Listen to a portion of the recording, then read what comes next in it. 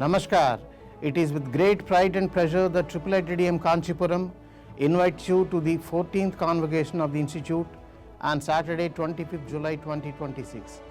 This year we celebrate a remarkable cohort of 482 graduates, 386 undergraduates, 73 postgraduates and 23 doctoral scholars who have completed their program with distinction. The convocation honors their dedication, creativity and perseverance and marks the beginning of their next chapter as professionals, researchers and change makers.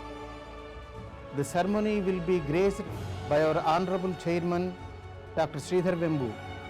We are also privileged to welcome our Chief Guest Professor M. Jagdish Kumar, Chairman, Board of Governors, IIM Kolkata and Chairman of the Review Committee for NEP 2020, whose presence will add great significance to the occasion. Please join us as we recognize academic excellence, celebrate achievements and look forward to a future shaped by a vision and contributions of our graduates. Details of the program, venue and timings